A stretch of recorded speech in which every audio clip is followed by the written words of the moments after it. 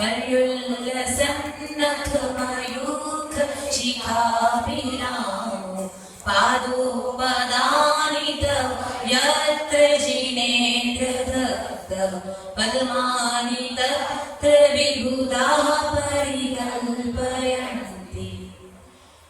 जगमगाधनक जिसमें शोभे जैसे नभ में चंद्र किरण, विकसित नूतन सरसिरूह सब है प्रभु तेरे विमल चरण।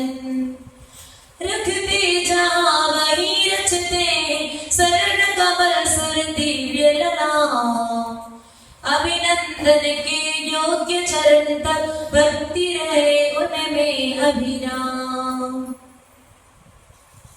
श्री भक्तामृत स्तोत्र में 36वें श्लोक के माध्यम से परम पूज्य माधव आचार्य प्रभु आदिनाथ स्वामी की भक्ति करते हुए कहते हैं, भगवान आपके चरणों के जो नख हैं वो भी कैसे चमक रहे हैं? तो कहा जैसे चंद्र किरण, चंद्रमा से किरणें निकलती है और चमचमाती है, वैसे ही भगवान आपके नाखून चमचमा रहे हैं। फिर हे भगवान, जहां जहां भी इस नव मंडल में आप विहार करते हो, वहां वहां ये देव लोग आपके चरणों के नीचे पत्तलों में स्वर्ण कमलों की रचना करते हैं। देवों द्वारा शुद्ध अतिशय है, उसमें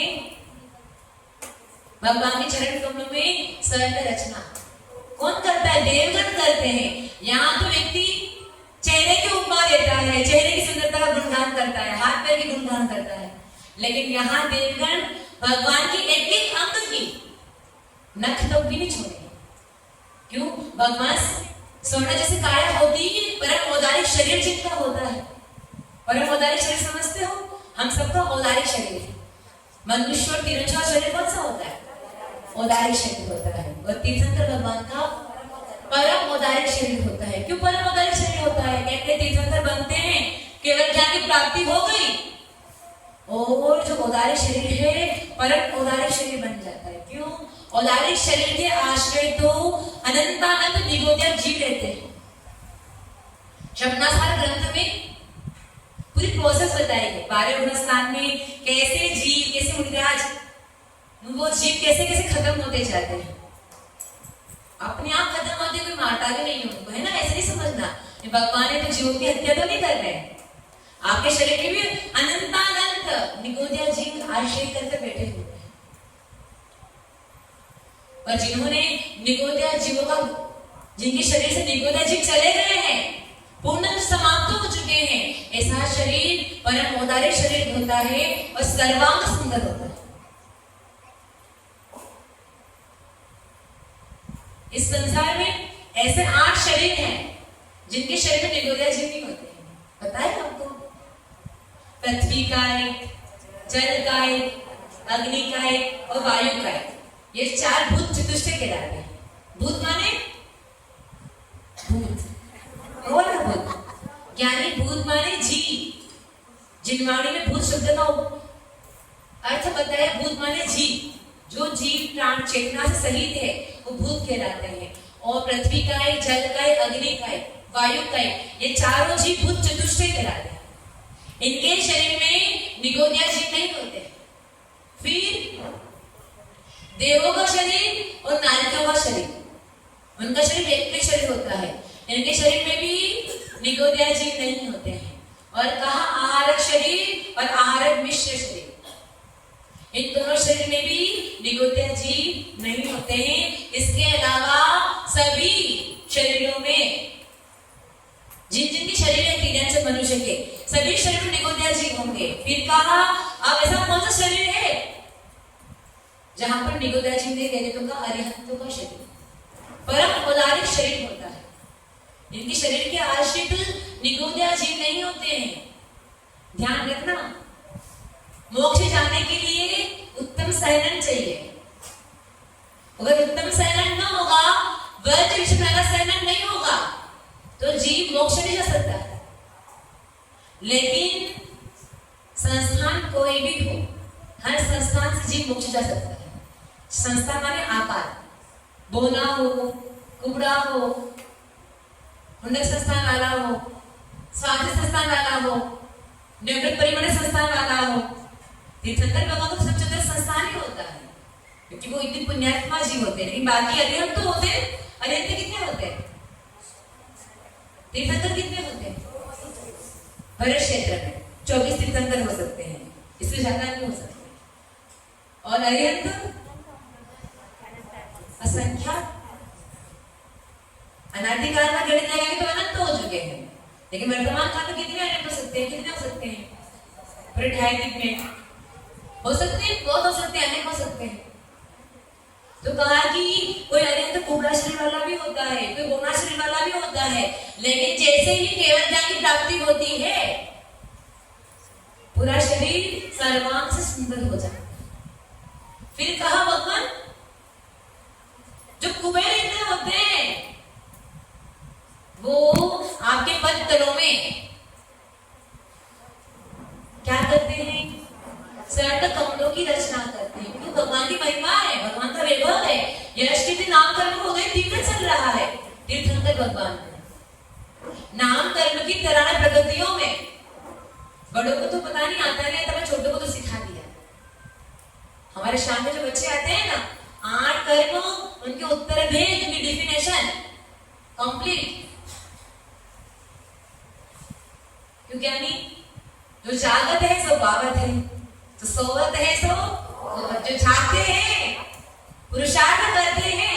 आने वाले बच्चे देखो, और जंगल में बच्ची है, सुबह स्कूल जाती, 6:30 बस आती है, लेकिन फिर माता जी के साथ आना है। सुबह कितने बजे उठती होगी? बता, 6 बजे यहाँ आ जाती है लेने के लिए, स्कूल ड्रेस पहन के। कितनी भावना होगी। अच्छे नहीं आ पाते हैं बच्चे, कैसे आ जाते हैं? भीतर का पुरुषार्थ होता है, जाना है माता जी के साथ में, रुचि लग गई, उत्साह हो गया, जल्दी उठेंगे, जल्दी तैयार हो जाएंगे, ड्रेस पहनेंगे, माता जी के साथ चलेंगे। 10 मिनट है ना अपने पास, 10 मिनट की कीमत क्या होती है, और 10 मिनट में जीव कितना लाभ ले लेता है। 1 घंटे 24 घंटे में 1 घंटे में क्लास कर ले तो कितना ज्ञानी हो जाए। अब जिनको कुछ पता होगा वो समझ लेगा, जिनको पता नहीं होगा वो दिमाग में हाथ लगाए घूमता रहेगा, माता जी क्या प्रवचन करके चले, समझ ही नहीं आ रहा है। वो टिपिकल है, टिपिकल नहीं है ये तो। तीसरे भाग का 8 कर्मों के उत्तर भी तीसरे भाग में आए हैं। एबीसीडी चल रही है तो जैन धर्म की। तीर्थंकर भगवान का इतना पुण्य होता है, समचतुर संस्थान होता है, आकार हर तरह से एकदम बेस्ट होता है। लेकिन कहा कोई सामान्य केंद्री है, मुनि बन गए थे, कोई पहले शरीर टुकड़ा था, बोना था, अब आकार कैसा होगा? आकार सर्वांग सुंदर हो जाए। क्यों? ये अरिहंत बन चुके हैं, परम अवतारी शरीर उनका भी होगा। देवता का जब स्वर्ग से आकर भगवान की महिमा गा रहे हैं, तो सामान्य चीज होगी क्या भगवान जी? देवता कहां से आके बताओ? स्वर्ग कहां पर है? मध्य लोक से एक बार का अंतर है स्वर्ग का। आड़ा बाल रखो ऐसा, जैसे है ना, आड़ा बाल रखो ऐसा वाला, उतना ही अंतर है। मध्य लोक से स्वर्ग का अंतर कितना है? हाँ, कितना है के 1,40,000 जो पूछा मध्य लोक है, उसके ऊपर क्या आ गया? सुधर्म में ऐशान का विमान आ गए। सुधर्म में लोग क्या देर लगती है आने में, कुबेर को क्या देर लगती है, ऐसे में जाते भागते। यज्ञ नायक सारे आ जाते हैं। ज्ञानी जब स्वर्ग का देव यहाँ आकर प्रभु की आराधना कर सकता है। ध्यान रखना, स्वर्ग में तो यहाँ से सुंदर जी प्रतिमाएं होती है। एक स्वर्ग के विमान में जिनालय है, और एक जिनालय में 108 जिन प्रतिमा है। प्रतिमा कितनी ऊंची है? तो कहा नंदीश्वर जीत में जैसे प्रतिमा है ना, 500 धनुष ऊंची। इतनी सुंदर प्रतिमा होने के बावजूद भी ज्ञानी स्वर्ग के देव प्रभु की आराधना करने आते हैं, प्रभु के पंचप्राण महोत्सव मनाने आते हैं। और श्रद्धा भक्ति से अगर कोई श्रावण विधान करता है तो विधान की आराधना के लिए भी देवगण आते हैं। अतिशय कैसे होते हैं? कैसे होते हैं अतिशय? अतिशय करता कौन है? अतिशय देव करते हैं। यहाँ देव आते हैं भगवान की आराधना करने के लिए, और अतिशय वैसा करते हैं। अब लोग कहते हैं अमुक अमुक के चरण चपते हैं चंदन से, कौन सा पा रहा है?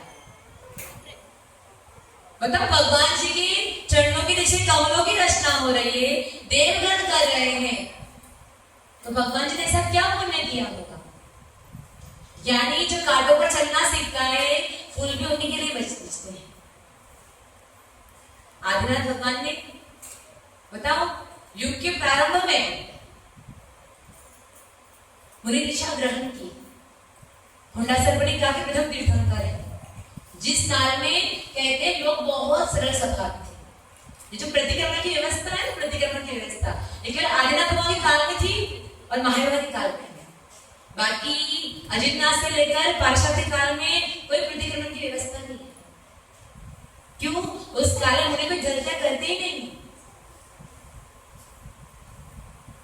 एकदम ज्ञानी होते हैं। आदिनाथ बाबा के काल में जीव बहुत सरल स्वभाव में रहे, भोगों में खत्म हुई, ज्यादा ईर्ष्या, ज्यादा भेदभाव, कुटिलता थी नहीं। महावीर स्वामी के काल में कुटिलता बढ़ गई, मायाचारी बढ़ गई, कहो तो लोगों ने धर्म में परिवर्तित कर लिया। जिस धर्म को जो मानते हैं वही धर्म का स्वरूप बता दिया। भाई धर्म का स्वरूप क्या है, इसे लोगों को बताया। धर्म किसे कहते हैं?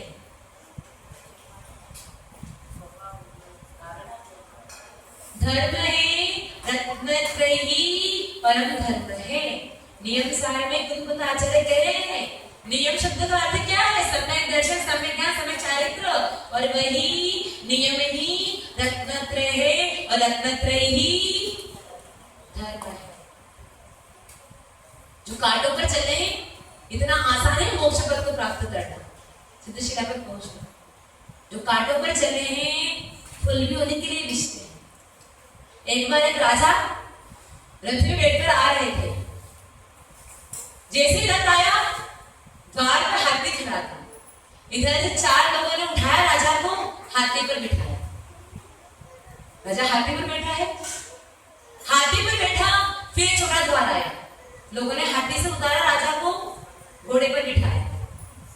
फिर राजा और गया, और जैसे ही महल में प्रवेश करना था, तो राजा के सेवकों ने पालकी लेकर आ गए। राजा नगर अंदर महल में प्रवेश करेंगे, रूम तक चलेंगे, तो पालकी लेकर आ गए। राजा पालकी में बैठकर जा रहा है, पालकी से उतरा, बिस्तर पर लेटाया, और फिर भी दासियां राजा के पैर दबा रही है। तो दासी ने कहा, भाई राजा रथ में आया, हाथी पर बैठा, हाथी से उतरा, घोड़े पर बैठा, घोड़े से उतरा तो पालकी में बैठा, और पालकी से उतरा तो बिस्तर पर बैठा। ये थका कैसे है? भाई इतने पेट दबा रहे हो, थका कैसे है? तो एक दासी ने कहा, ये इस भव का थका नहीं है, ये पिछले भव का थका है। समझ में आ रहा है? आज इतना वैभव मिल रहा है, मतलब पिछले भव में मुनि बनकर विहार किया था, मुनि के साथ चला था, उस भव का थका हुआ है, तो इस भव में सेवा। कभी कभी गुरु के साथ कमर पकड़ के चलना भी सीखना चाहिए। सबसे बड़ी सेवा क्या है? देखना, कभी भी आदर्श के पास कोई भी आता है ना, तो कोई पेन लेकर आएगा, कोई नोटबुक लेकर आएगा, कोई बाम की डिब्बियां लेकर आएगा, कोई तेल लेकर आएगा, कोई बहुत कुछ लेकर आएगा। लेकिन बताओ, गुरुजनों को जरूरत किसकी है? किसकी जरूरत है? गुरु को जरूरत है आहार, विहार और निहार, जो उनके साथ चले। आदर्श कहते हमको चाहिए नहीं ये चीजें, क्यों चाहिए? मैं हमारे घर एक संघ में एक डिब्बी हुई बाम की साल भर चलेगी सब साधुओं के बीच में, बीमार थोड़ी पड़ते साधु। क्यों? साधु की परम औषधि क्या है? परम औषधि क्या है? साधु की परम औषधि है रत्नत्रय। 64 रिद्धि है ना, मतलब इन रिद्धियों में यहाँ पे रिद्धियां भी होती, 48 रिद्धियां होती, छोटी सी रिद्धियां होती, उसमें आता है सर्वौषधि। ऐसे मुनिराज होते हैं जिनके मल नाक का मल 1 नंबर 2 नंबर अगर कोई स्पर्श कर ले तो कहते हैं सारे रोग दूर हो जाए। पसीना, उनके शरीर से जो हवा स्पर्शित हुई है वो हवा हमको लग जाए तो कहते सारे रोग दूर हो जाए। आचार्य आदि सागर जी महाराज प्रसंग आता है, अक्सर 7 दिनों में एक ही बार आहार करने नियमित था, गुफा में रहते थे। तो एक बार हुआ कि शमशान में महाराज जी ध्यान कर रहे थे, इधर एक माँ, उसका बच्चा एक ही बेचा बैठा था और सांप ने काट दिया। अब थोड़ा कोई सांप होता है जिसका जहर बहुत फास्ट होता है, कोई सांप होता है जिसका जहर बेहोशी करता है, ज्यादा पावरफुल नहीं होता है। कैसा सांप तो भगवान जाने, फिर भी गुरु महिमा गाई है कि उस बेटे को सांप ने काट लिया। माँ जगह जगह जाकर आई कि मेरा बेटा सही हो जाए, बेटा सही हो जाए।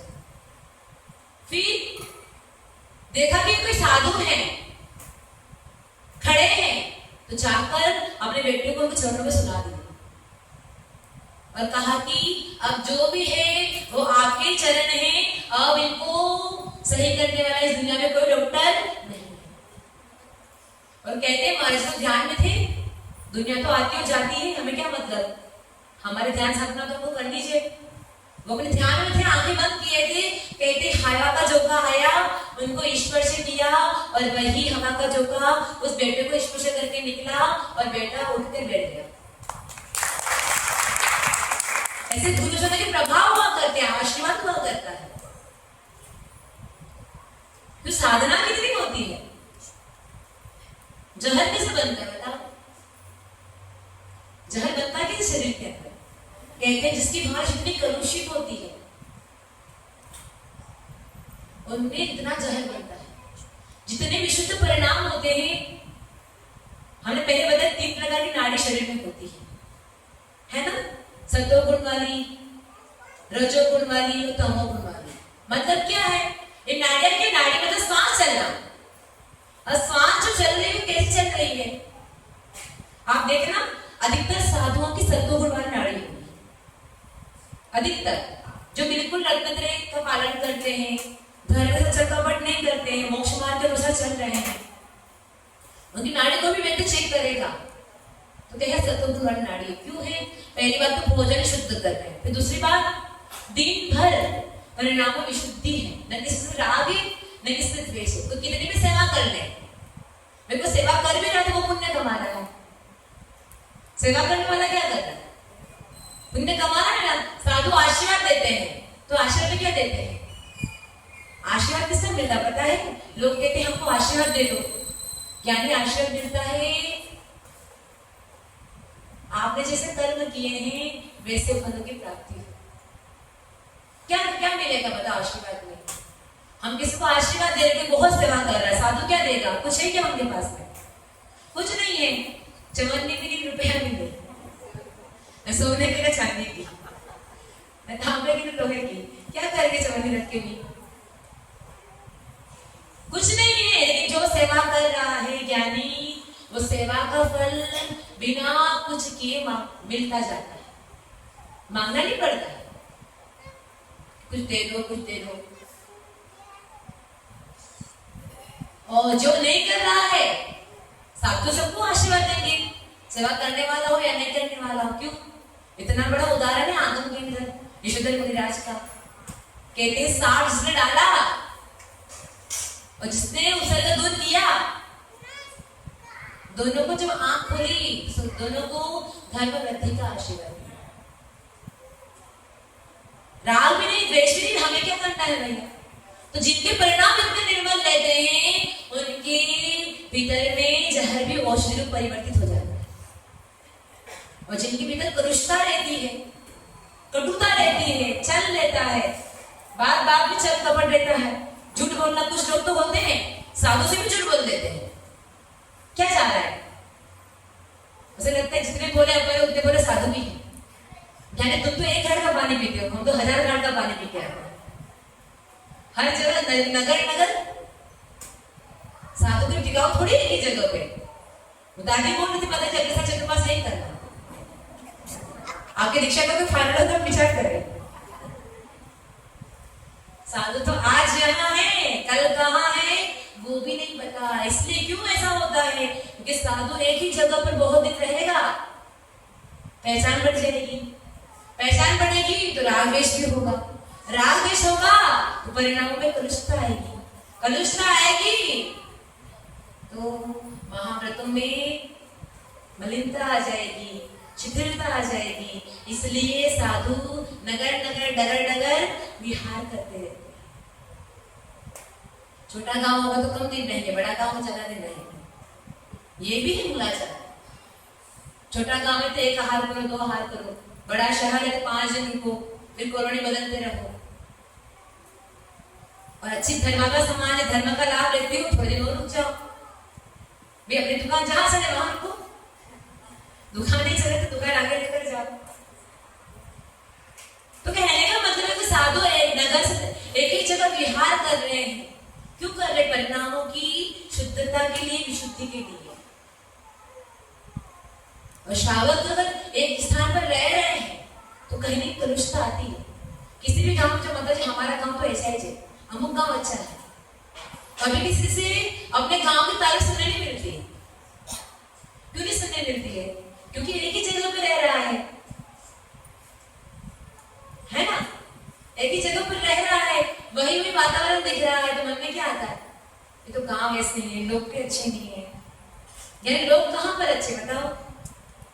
एक बार द्रोणाचार्य जंगल में पांडव कौरवों को लेकर गए थे।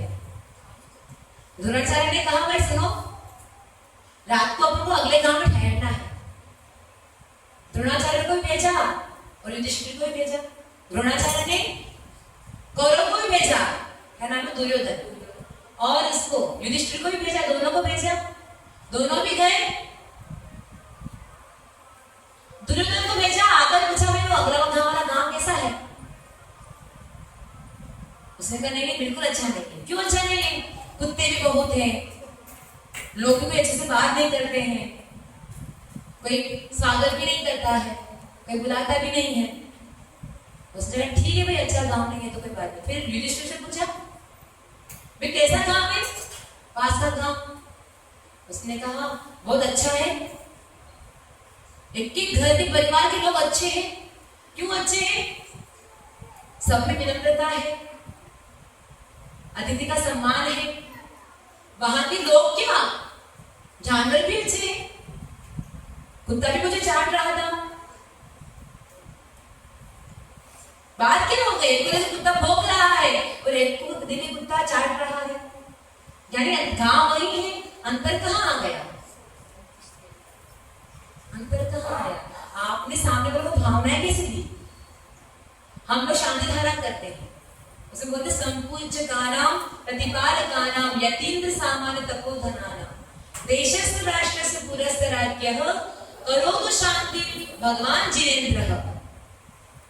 देश में, राष्ट्र में, तप में जो लगे हुए हैं, रत्नधारी हैं, राजा है, प्रजा है, सब में शांति हो जाए। भगवान ये क्या है? आपके कहने से कोई शांति हो जाएगी क्या? रमन जी बताओ, आप प्रार्थना करोगे, अच्छी भावना होगे तो शांति हो जाएगी क्या? यानी हमने अच्छी भावनाएं दी। क्यों? हम लोग में सब जीव का कल्याण चाहते हैं, और सबका कल्याण क्योंकि प्रत्येक जीव आपके सोचने से कुछ नहीं होता है, सब जीव अपने कर्मों का फल भोग रहे हैं। लेकिन हाँ, हमने सबके बारे में अच्छा सोचकर हमारे लिए अच्छा कर दिया, हमारा बुरा नहीं होगा।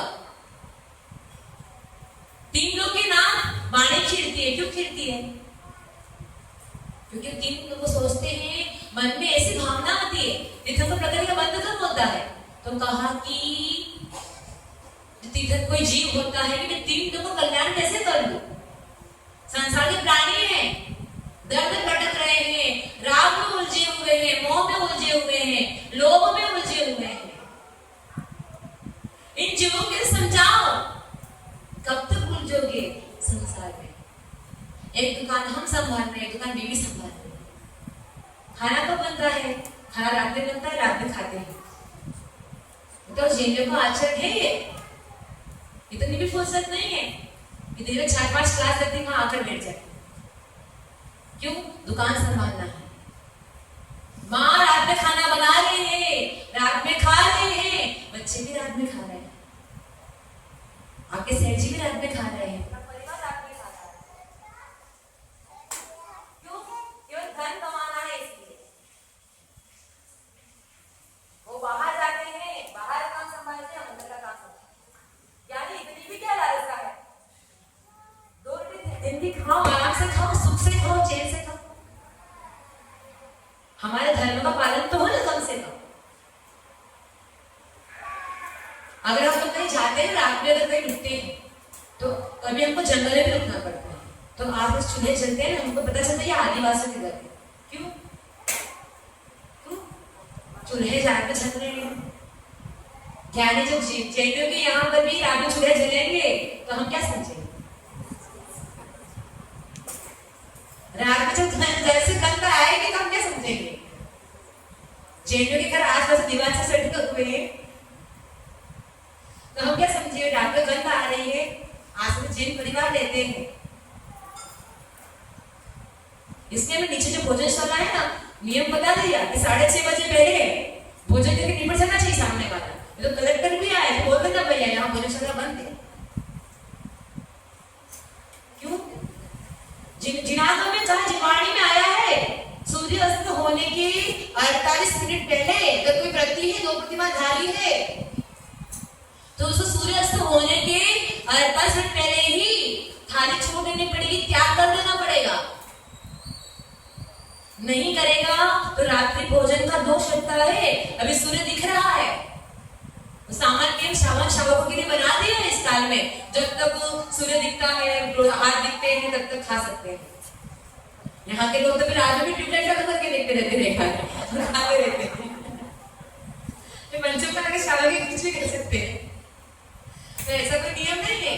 वो तो इतना कहा जब आप श्रावक हो, ज्यादा नहीं कर सकते, तो थोड़ा बहुत उजाला है तब तक खा लो। फिर चलो सूर्य अस्त होगा, इसके बाद भी हल्का फुल्का उजाला रहता है, तब तक खा लो।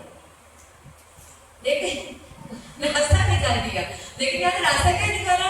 लोगों ने पूरा रास्ता ही साफ कर दिया, मेघा को साफ कर लिए। तो ज्ञानी ऐसा नहीं होता है। हमारे संस्कार कैसे होने चाहिए? रात्रि भोजन परोसा जा रहा है, यहाँ पर क्या पता है? छठी प्रतिमा आती, रात्रि भुक्ति क्या प्रतिमा, उसमें क्या आता है? न भोजन करेंगे रात में, न भोजन के लिए अनुमोदन करेंगे, पूछेंगे भी नहीं। कलेक्टर आ जाए हमारे घर पे, जमाई साहब क्यों ना आ जाए, तो भी नहीं पूछेंगे कि रात में खा भोजन कर लो, और अनुमोदन भी नहीं करेंगे। कोई तुमने बच्चा हो, मुझे तो नहीं करना था, नहीं तो तुमने बहू रानी ने खिला दिया, अच्छा होगा, ऐसा भी नहीं बोलेंगे। अनुमोदना से त्याग होता छठी प्रतिमा में। बताओ, रात में भोजन बन रहा है, खा रहे हैं, अच्छी अच्छी गंध आ रही है, कितने लोगों की हिंसा होती है। कल रात में 2 बजे हम पढ़ रहे थे, मन नहीं था हम तथा भी और पढ़ते जाए, लेकिन मच्छर किताब पे आके बैठ रहा था, एक ही मच्छर था हमारे बुक में। हमने कहा पता नहीं पेज बदलने में प्रमादवश दिन भर की थकान लग जाती है, अपन तो चलो पढ़ना है, सिर्फ पढ़ते कैसे भी करके बैठ के पढ़ते हैं, इधर उधर पढ़ना ही। हमने कहा लाइट बंद करो, क्यों? मच्छर आ रहे हैं। जब हमारी किताब खुली है, हम लोग कोई आराम साराम कर रहे, तब भी मन में विकल्प आ रहा है, तो क्या नहीं भोजन बनाने वालों के तो क्या हाल होता है रात में। एक तरफ खाना खाते जैन में जितना अभिमान करो छे, काहे नो अभिमान करो छे? रात में भोजन में खाते उसका अभिमान करते हो, तो बिना सारा पानी पीते उसका अभिमान करते हो। किसका अभिमान करते हो? जैनों की? बताओ, जैनों की निशानी क्या है? सबसे बड़ी निशानी है पानी छान कर पीना, रात में भोजन नहीं करना, सबसे पहली बात है। वो कौन करता है? न कोई आगे बोले कि तुम जैनों का काहे का अभिमान कर रहे हो, हम भी रात में खा रहे, तुम भी रात में खाते हो, हम बिना सारा पानी पीते, आप बिना सारा पानी पीते हो, हम भी होटल में खा रहे, तुम भी होटल में खाते हो। भाई अंतर तो बताओ, क्या अंतर है? क्या बताओगे? राकेश जी, सतीश जी कौन है? क्या अंतर बताओगे? चलो, आप तो नहीं करते ना रात में भोजन, अभी नहीं करते, मतलब अभी आप जेब हो। बात में नहीं, हम तो बोले झेलने की निशानी क्या है। पहले जमाने लोग बाहर जाते थे ना तो कहते थे कुछ नहीं, तो अपने 2 रोटी लेके जाके चलेगा, लेकिन डिब्बे में शुद्ध भोजन और लोटा चन्ना रस्सी लेकर साथ जाते थे। क्यों? जहां भी कुआं मिला, अपनी लोटा, अपना लोटा है, अपनी लस्सी है, अपना छन्ना है, पानी निकाला, छाना और पिया। अब तो क्या है, बिस्तरी, फिल्टर। हमने एक बच्चे से पूछा बेटा गर्म पानी मम्मी को कहा करो, कभी गर्म पानी बनाया करो, गर्म पानी किया करे। तो माँ बोल बच्चे हम तो गर्म पानी करने को तैयार है। तो बच्चे का टेस्ट चेंज हो जाता है। तो हमने टेस्ट चेंज हो जाता है, कोई बात नहीं, अपने बेटे फिल्टर का पानी का तो टेस्ट चेंज होता है ना, नहीं उसका तो नहीं होता। क्यों? क्योंकि माँ ने जन्म से फिल्टर का पानी पिलाया। अगर माँ जन्म से गर्म पानी पिलाती, प्लास्टिक पानी, तो टेस्ट चेंज क्यों लगता? फिल्टर का पानी का टेस्ट क्यों चेंज होगा? अगर किसी ने नल का पानी पहले पिया है छान कर, और आज फिल्टर का पानी पिलाओ, उसे टेस्ट बदला हुआ लगता है, तो पहले वो वाला पानी पिया था। आज किसी को जन्म से फिल्टर का पानी पिला रहे हो, बाद में अगर आप गर्म पानी पिलाओगे, टेस्ट बदला हुआ लगता है। अगर माँ शुरू से ही घर में गर्म पानी करती और कहती बेटा ये पानी अपन नहीं पीते, तो बच्चा को टेस्ट बदलता हुआ लगता क्या? टेस्ट बदला हुआ क्यों लगा? तो माताओं, बच्चे जो भी संस्कार प्राप्त किए हैं, माँ, बच्चे की पहली माँ होती है। बेटा है ना, पहली पाठशाला कौन सी होती है? माँ। गुरु कौन होता है? माँ होती है ना। माँ जिस सांचे में ढालेगी, बच्चा वैसा ढलेगा। बच्चे से पूछा बेटा आपके पानी चलता है? हाँ चलता है। मैं कहा कितनी देर तक चलता है? सुबह चलता है, दिन भर रहता है। चनाव पानी है ना सबके घरों में, हाँ चनाव पानी कहलाता है वो। माँ पानी छान कर गैस पे चढ़ाना पड़ता है, फिर तसला होता है बड़ा सा, पानी उबाल दिया है, अब उसमें डाल दो, ठंडा करने को रख दो, 1 घंटे ठंडा आराम से होता है जाली के पास में, और फिर भर दो आराम से, गटकी में किसी भी भर दो, ठंडा हो जाएगा, फिर दिन भर पीते रहो। जानने की कोई बात भी नहीं। जिस संस्कार बच्चों को दोगे, इस संस्कार मिलेगा। आज भी ऐसे परिवार है जहां पर बच्चों को जन्म से रात को भोजन नहीं करवाया है, जन्म से आलू से प्याज टेस्ट जो होता है वो नहीं पता है। आचार्य ऋषि बताते हैं जब वो बच्चे के संदीप थे, उनकी माँ थी मुन्नी देवी, नियम था घर में मंदिर जाके दर्शन करने पड़ेंगे, चंदन का तिलक कर किया हुआ होगा तो भोजन की थाली मिलेगी, लेकिन थाली नहीं मिलने वाली। नहीं तो बच्चा उठता है, माँ टिफिन तैयार रखती, लो बेटा उठ गए, नहीं लाए तो भी कोई बात नहीं, ड्रेस पहन लो स्कूल की, और स्कूल रवाना हो जाओ, टिफिन दे लो, बिना नहाए तो भोजन कर लेना, सब कुछ छू छुआ कर। माँ को चाहिए हर बच्चों को मंदिर में भेजे, दर्शन करवाए। जो बच्चा 20 किलोमीटर दूर स्कूल पढ़ने जा सकता है, 25 किलोमीटर दूर स्कूल पढ़ने जा सकता है, वो बच्चा क्या मंदिर नहीं सकता है 1 किलोमीटर दूर? जो पिता बच्चे को बच्चे तक करने जाते हैं बस पकड़ने के लिए, वो पिता क्या बच्चे को मंदिर दर्शन करने ला सकते हैं? ला सकते हैं ना। भावना में परिवर्तन कहाँ आया? भावना में कमी हुई ना। अगर भावनाएं प्रबल बन जाए कि नहीं करना ही है, ऐसा बेटा को दर्शन करने ही है, हमारा नियम है, बिना दर्शन के हम घर से बाहर नहीं निकलते। वो जमाना था अगर लोगों को बाहर जाना होता ना, अगर आगे मंदिर बंद भी है तो मंदिर के द्वार पर दर्शन करके बाहर से जाते थे, मंदिर की चौखट तक आते, द्वार तक आते थे। अब भगवान दिखे ना दिखे कोई बात नहीं, पर एक बार दस्तक तो लगाने भगवान के द्वार पे। वो चीज क्यों नहीं है आज? पहले लोग मंदिर आते पूजा करते थे, तो साथ में चावल वगैरह है, शेषान जिसे बोलते हैं, बसते हैं चावल सबकी थाली में, शेषान। तो उसको क्या करते हैं? घर में ले जाकर घर में छाटते हैं। क्यों? शेषान है, हमारा घर फलित हो, उन्नति करे, विकास करे, घर में शांति हो, सुख समृद्धि हो। ये भगवान पूजा के द्रव्य है जो बचा हुआ है वो लेकर आए, तो माता को बाहर संभाल फुर्सत नहीं मिलती है, वर्ष डालती है और काम खत्म कौन लेके जाए 2-4 दाने घर पे, पूजा भी कौन करे, और कर भी रहे हैं तो भगवान जाने कितना से बोलते कितना गलत बोलते। क्यों?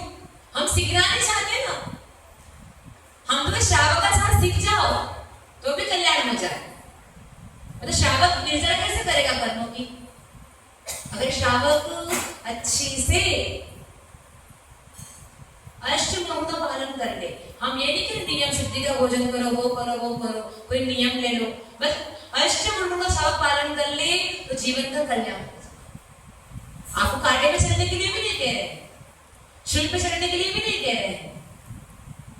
अभी जुगल भैया बता रहे थे, माता जी चिंतन बता रहे थे कि श्रावक की सोच कितनी गजब की हो सकती है कि माता जी एक ही दिन बुखार आया, 24 घंटे हुए और बोतल चलाने पड़ी। तो हमको चिंता कि माता जी का हार्ट बीट हुआ था, हार्ट बीट में कितना जबरदस्त दर्द होता है, कितना तेज बुखार आता है, दिन में एक ही बार आहार करना है, तो कैसे कर लेते हैं इतना, कैसे कर लेते हैं? हमने कहा साधु का रत्नत्रय ही परम औषधि है। शूल पे चलते कभी तो फूल किसने, यानी ऐसे फूल थोड़ी मिल जाते हैं, हिम्मत रखनी पड़ती। जिस मार्ग पर निकले हम निकले थे ना जिस समय, तो हमको कहता महीने में 3 इंजेक्शन पक्का लगते थे।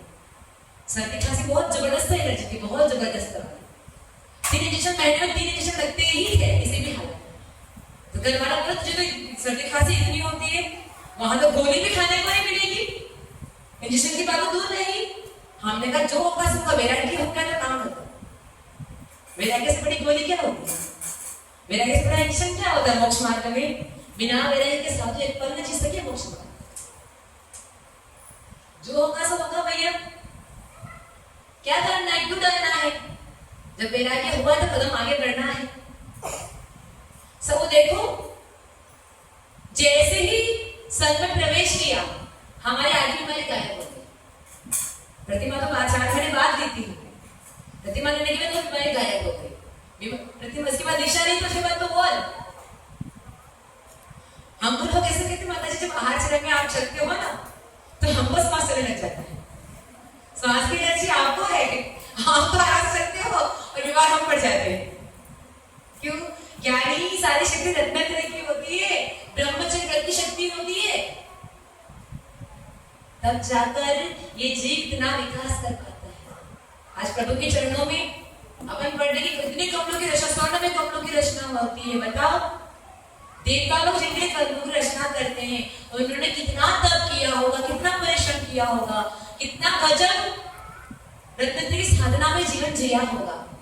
हमें भी ऐसा रत्नत्रय में जीवन मिले, ऐसे साधना अपने जीवन में करें। इन्हीं भाव से परम पूज्य आचार्य सुनील सागर जी गुरुदेव की सबको रत्नत्रय की प्राप्ति हो।